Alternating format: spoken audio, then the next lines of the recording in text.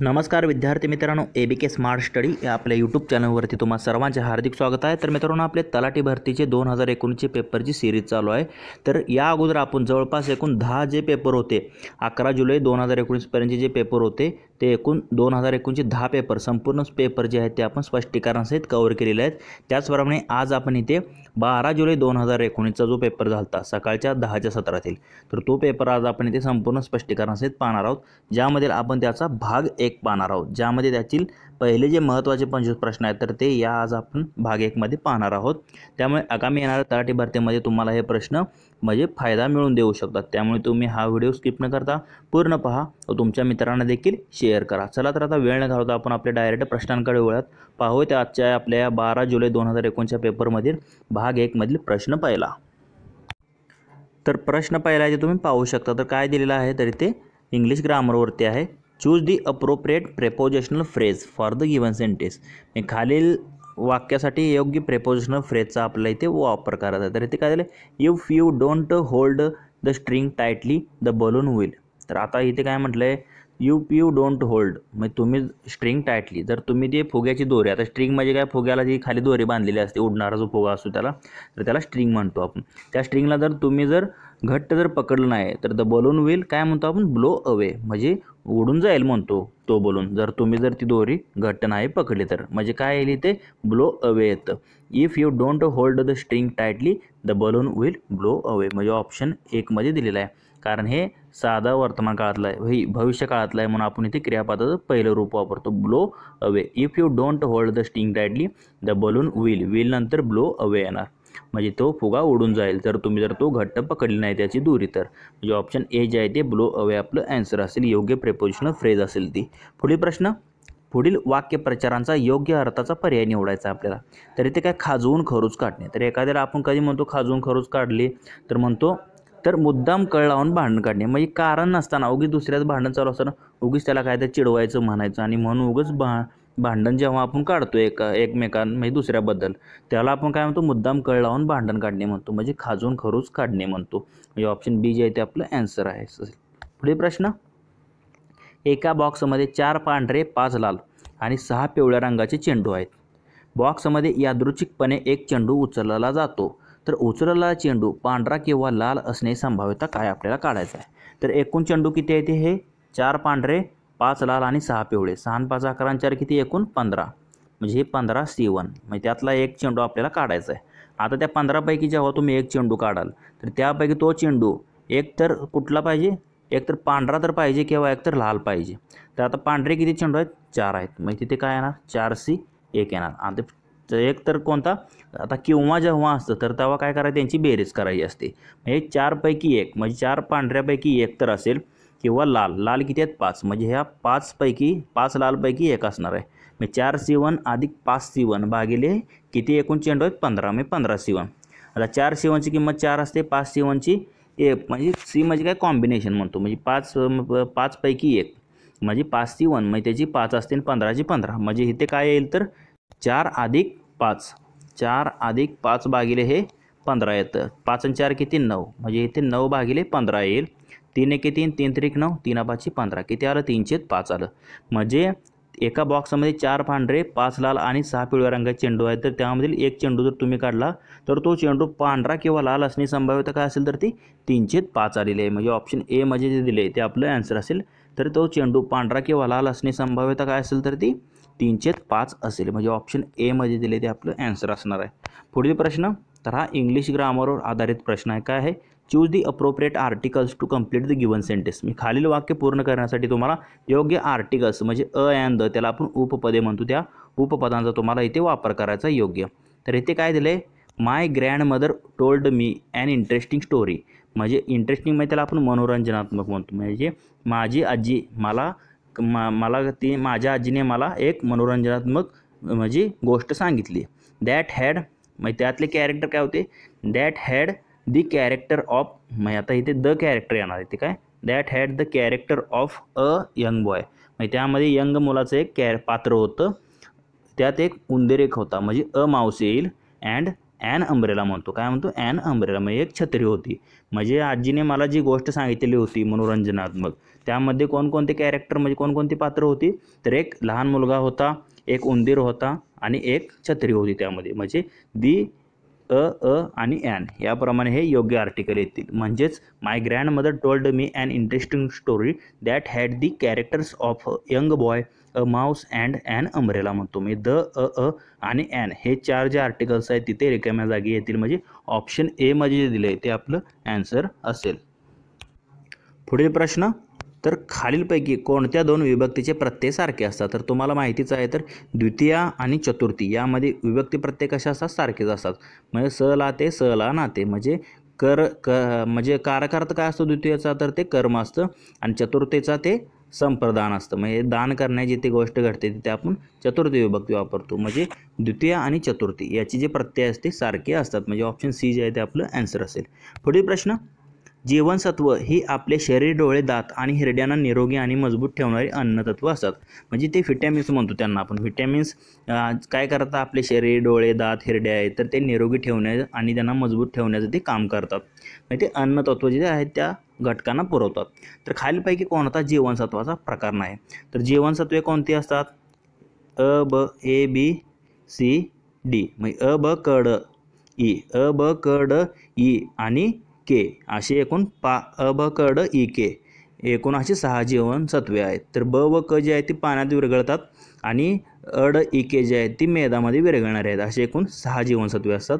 तर यामध्ये जर तुम्ही पाहिलं तर फ जीवनसत्व दिले. तर फ जीवनसत्व असं कोणतंही जीवनसत्व नसतं, मग तो जीवनसत्वाचा प्रकार नाही. बाकी ई जीवनसत्व असतं, के जीवनसत्व असतं आणि डी जीवनसत्व असतं. डी जीवनसत्व हे व्हिटॅमिन डी म्हणतो, ते आपल्या कोवळ्या सूर्यप्रकाशापासून मिळतं. त्याप्रमाणे के जीवनसत्व जे आहे ते कोबी वगैरे ह्या पालेभाज्या खाल्ल्यामुळे ते मिळतं. म्हणजे तुमच्या रक्त घट्ट जर होत नसेल तर तुमच्यामध्ये क जीवनसत्व कमी आहे म्हणतो आपण. म्हणजे रक्ताची गुठळी जर होत असेल तुम्हाला जर लागल्यानंतर तर तुमच्या अंगामध्ये के जीवनसत्व कमी आहे. तर के जीवनसत्व जर वाढण्यासाठी तुम्हाला कोबी वगैरे फळे खावी लागतील, म्हणजे तुमच्या रक्ताची गुठळी बनेल. आणि ई जीवनसत्व म्हणजे महिलांना जो वांजपणा येतो तर त्यामध्ये कोणतं ई जीवनसत्वाच्या कमतरतेमुळे तो वांजपणा येतो, ते ई जीवनसत्वाच्या कमतरतेमुळे होतं. त्यासाठी त्यांनी देखील लोहाच्या म्हणजे योग्य म्हणजे हिरव्या पालेभाज्या त्यांनी जास्त खाल्ल्या पाहिजेत. म्हणजे ई जीवनसत्व त्यामध्ये भरपूर प्रमाणात असतं.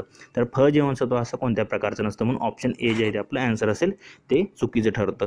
पुढील प्रश्न, खालील वाक्यातील अधोरेखित शब्दाचे लिंग ओळखा. तर इथे काय दिले वाक्य, शैलाचा दीर काल आला. तर दीर म्हणजे कोण असतो, तर आपल्या नवऱ्याचा भाऊ, त्याला आपण दीर म्हणतात बायका नवऱ्याच्या भावाला. म्हणजे तो कसा, म्हणजे त्याचं लिंग काय पुल्लिंगी असतं. काय दीराचं लिंग काय असतं, पुल्लिंगी. आणि नवऱ्याच्या बहिणीला काय म्हणतो, नननचं काय असतं, स्त्रीलिंगी असतं. हे देखील लक्षात ठेवा. शैलाचा दीर काल आला म्हणजे त्याचं लिंग काय असेल तर तो पुल्लिंगी असेल. ऑप्शन ए जे आहे ते आपलं ॲन्सर असेल. म्हणजे तो दीर आपण म्हणतो. पुढील प्रश्न, एका उन्हाळ्यातील उष्ण दुपारच्या वेळी पांढऱ्या कपड्यापासून बनवलेला तंबू वापरण्यात प्राधान्य दिले जाईल. म्हणजे उन्हाळ्यात आता काय दुपार जेव्हा अतिरिक्त उष्णता पडलेली असते तेव्हा सगळेजण काय करतात, तर पांढऱ्या रंगाचे कपडे घालतात किंवा पांढऱ्या रंगापासून बनलेल्या ज्या वस्तू आहेत ते परिधान करतात. मी का बरं करतात, तर पांढऱ्या कपड्यापासून बनलेला जो तंबू वापरण्यात म्हणजे प्राधान्य दिले जाते उन्हाळ्यामध्ये. तर कारण पांढरा रंग काय करतो, तर कमी उष्णता शोषून घेतो आणि जास्त उष्णता तो बाहेर फेकतो, म्हणजे परावर्त करतो. म्हणजे तो काय करतो, उष्णतेचा मंद शोषक आहे आणि चांगला परावर्तक देखील आहे. म्हणून आपण पांढरा रंग वापरतो अति जास्त उन्हाळ्यामध्ये. म्हणजे ऑप्शन ए जे आहे ते आपलं ॲन्सर असेल.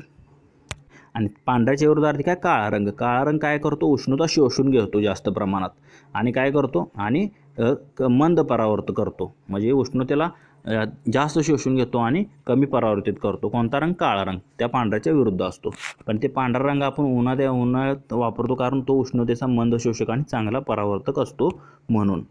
पुढील प्रश्न, मराठी भाषेतील ळ या वर्णाचे वैशिष्ट्य काय? तर मराठी भाषेत ळला कोणते स्थान आहे, तर एक स्वतंत्र स्थान देण्यात आलं. म्हणजे स्वतंत्र वर्ण मानला जातो ळ. बाकी जे मृदू वर्ण क ख हे मृदू, कठोर ग घ हे कठोर असतात आणि आद्य वर्ण काय असतात ते तुम्ही मला कमेंट करून सांगा. पण ह जे आहेत तर ह हा महाप्राण आहे. एकूण किती, 14 वर्णे महाप्राण आहेत. हे देखील तुम्ही लक्षात ठेवा. एकूण किती व्यंजने आहेत, तर 34 व्यंजने आहेत. त्यातली 25 स्पर्श व्यंजने त्याला म्हणतो. त्याप्रमाणे अर्धस्वर कोणते, य र ल व आहेत. त्याप्रमाणे स्वर कोणते आहेत, तर एकूण 12 स्वर आहेत. अ, ई, अ, आ, इ, उ, ऊ, रू, लू.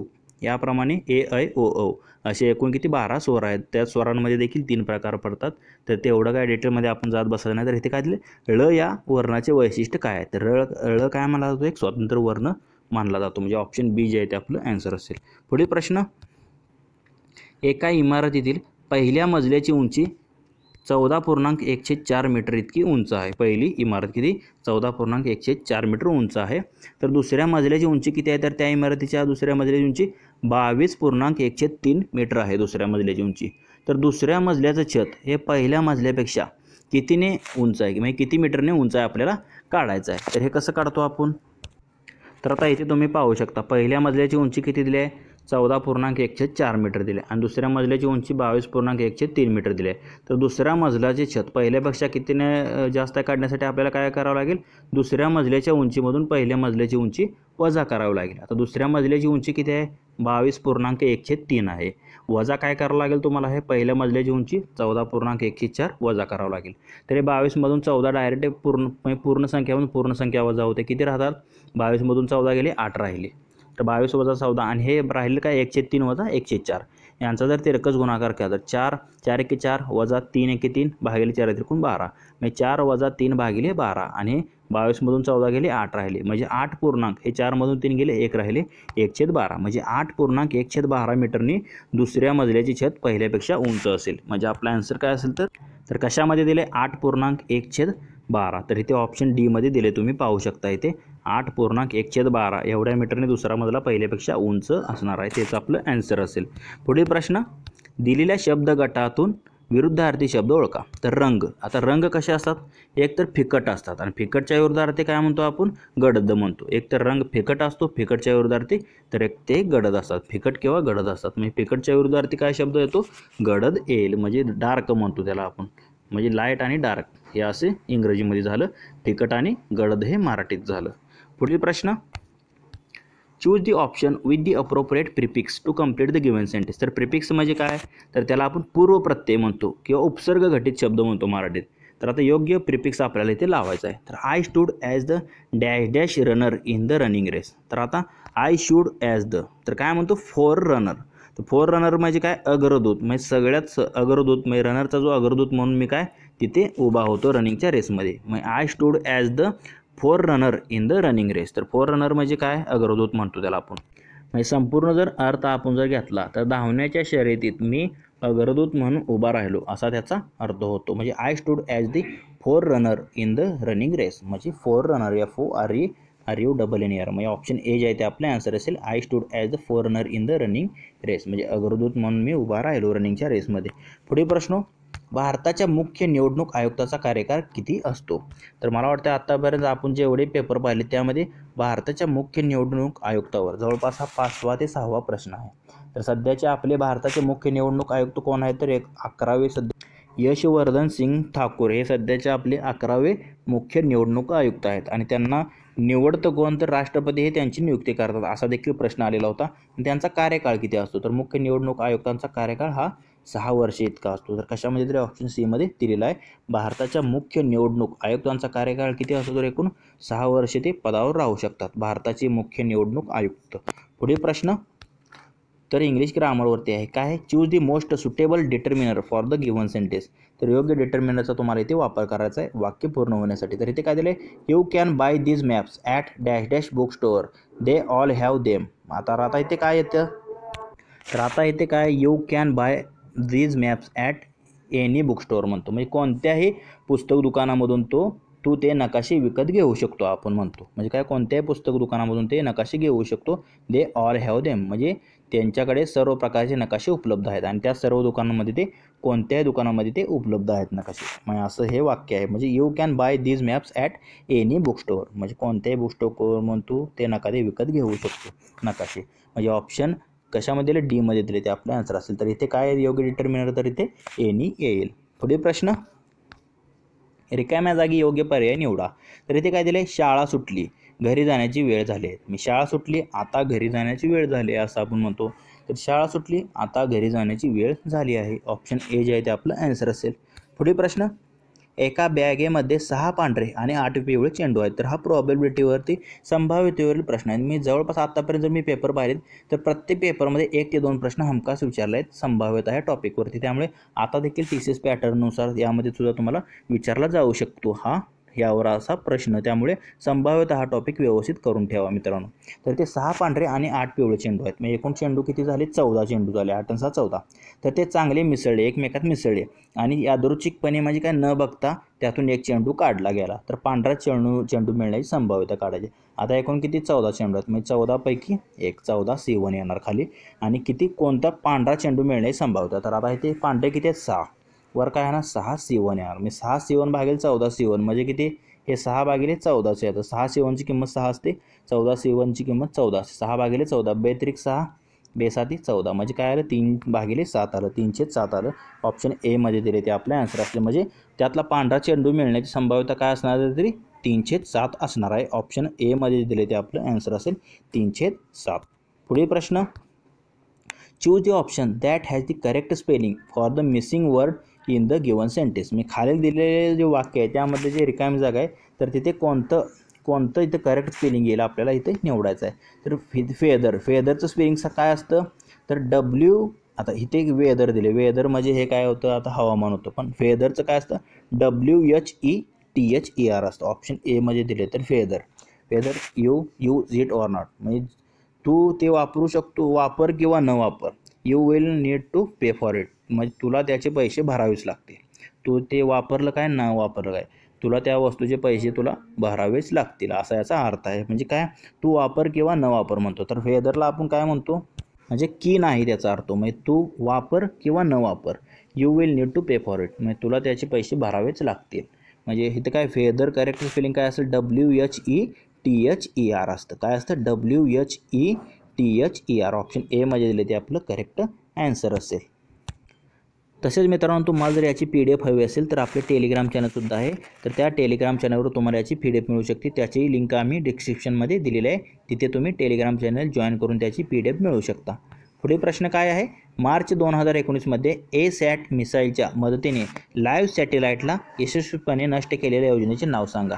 तर कोणती योजना होती? तर त्याचं नाव मिशन शक्ती होतं. तर या मिशन शक्ती योजनेनुसार काय झालं? मार्च 2019मध्ये ASAT मिसाईल जी होती तर त्याच्या मदतीने लाईव्ह सॅटेलाईटला यशस्वीपणे नष्ट करण्यात आलेलं होतं. मग त्या सॅटेलाईटला नष्ट करण्यात आलं होतं. लाईव्ह सॅटेलाईट जो चालू सॅटेलाईट होता त्याला मार्च 2021मध्ये ASAT मिसाईलच्या मदतीने. तर त्या मिशन शक्ती त्याचं नाव होतं. त्यानुसार त्या सॅटेलाईटला नष्ट करण्यात आलेलं होतं मार्च 2019मध्ये. जे ऑप्शन ए जे आहे ते आपले आन्सर असेल. तर हे आपल्या इस्रो किंवा नासा स्पेस एजन्सी संबंधित आता तुम्हाला करंट अफेअर जे आहे तर ते विचारण्याची शक्यता आहे. त्यामुळे ते टॉपिक तुम्ही व्यवस्थित करून ठेवा. पुढील प्रश्न. तर हा इंग्लिश ग्रामरवरती आहे. काय? Fill in the blank with the correct noun for the given sentence. मग योग्य इथे नामाचा तुम्हाला वापर करायचा आहे रिकाम्या जागा भरण्यासाठी. तर काय दिले? The method of training one's memory with images is called. म्हणजे त्याला आपण काय म्हणतो? व्हिज्युअलायझेशन म्हणतो. म्हणजे आता ह्या संपूर्ण जर ह्याचा जर अर्थ घेतला the method of training one's memory with images म्हणजे काय? त्याला आपण म्हणतो प्रतिमांसह स्मृती प्रशिक्षित करण्याची पद्धत जी आहे. म्हणजे चित्रांचा वापर करून स्मृती जी आपली स्मरणशक्ती प्रशिक्षित करण्याची जी पद्धत आहे त्याला आपण काय म्हणतो? व्हिज्युअलायझेशन म्हणतो. व्हिज्युअलायझेशन म्हणजे काय? दृष्टी योजना, दृष्टी ध्यान किंवा दृष्टी क्षमता म्हणतो. त्याला काय म्हणतो? व्हिज्युअलायझेशन असे म्हटले जाते. मग यामध्ये काय केलं जातं? प्रतिमांसह स्मृती प्रशिक्षित केली जाते व्हिज्युअलायझेशननुसार. म्हणजे चित्रे दाखवून तुमची मेमरी जी आहे म्हणजे तुमची स्मृती प्रशिक्षित केली जाते. त्याला व्हिज्युअलायझेशन म्हटले जाते. म्हणजे ऑप्शन सी जे आहे ते आपलं आन्सर असेल. आणि व्हिजन म्हणजे काय? तर त्याला आपण दिव्य स्वप्न म्हणतो. पुढील प्रश्न. कोणत्या वर्षामध्ये प्रदेशामधील ब्रिटिश सत्तेला चालना देत जनरल वेलसीद्वारे अहमदनगर किल्ला हस्तगत केला गेला होता?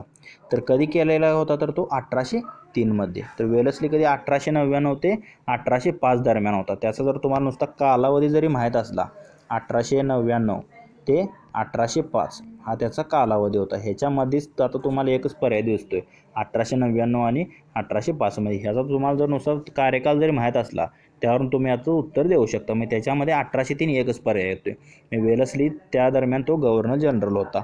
म्हणजे त्यांनी कधी 1803 मध्ये त्याने काय केलं तर अहमदनगर प्रदेशातील जो किल्ला होता तो हस्तगत केलेला होता 1803 मध्ये.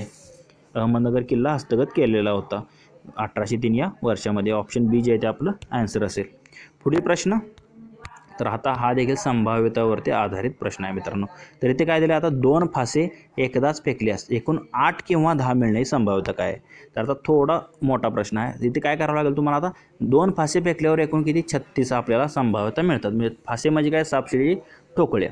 आता फासे एकदा जर फेकले तर आपल्याला एकूण 36 प्रकारे संभावना मिळतात त्याच्या. म्हणजे तर आता इथे तुम्ही पाहू शकता, आता 2 फासे फेकलेस 8 किंवा 10 मिळण्याची संभाव्यता काढायची. तर आता एकूण काय काय मिळते आपल्याला, 1 1 1 2 1 3 1 4 1 5 याप्रमाणे इथे तुम्ही हे 36 मिळतात, हे तुम्ही पाहून घेऊ शकता. तर NS बरोबर किती, एकूण 36 तुम्हाला मिळू शकतात. तर आता 2 फासे फेकल्यानंतर तर त्याप्रमाणे आता 8 मिळणे, 8 किती वेळेस मिळू शकतं, तर इथे 6 2 आहे, त्याप्रमाणे इथे 5 3 आहे, त्याप्रमाणे इथे 4 4 आहे, आणि इथे 4 इथे अजून किती 3 5 आहे, आणि इथे 2 6 आहे. म्हणजे एकूण 1 2 3 4 5 म्हणजे एकूण 5 वेळेस हे तुम्हाला 8 मिळू शकते. त्याप्रमाणे त्यांनी काय सांगितलं, 8 किंवा 10 म्हणले. तर आता किंवा जेव्हा असं तेव्हा दोघांची बेरीज करतो आपण, लक्षात ठेवा. तर आता 10 मिळणे, 10 मिळण्यासाठी किती 10 कधी मिळतं, आता इथे 6 4 एकदा आहे, त्याप्रमाणे 5 5 असेल तर 10 मिळतं, आणि 4 6 असेल तर म्हणजे इथे 3 वेळेस आपल्याला 10 मिळू शकतं. म्हणजे एकूण संभाव्यता काय असणार आहे, ही 5 आणि हे म्हणजे 8 आणि 10 मिळण्याची. म्हणजे एक तर 8 म्हणजे 8 किती वेळेस मिळू शकतं, 5 वेळेस, आणि 10 किती 3 वेळेस. म्हणजे 5 अधिक 3 हे 8 आणि 10 मिळण्याची संभाव्यता असेल. 5 अधिक 3 किती 8, आणि एकूण किती 36 पैकी. म्हणजे 36 पैकी तुम्हाला 5 आणि 8 मिळण्याची संभाव्यता किती असणार आहे, 8 चे 36. बेके बे बे चोक 8, आणि 4 एके 4 4 2 8 4 9 36 किती आलं, 2/9 आलं.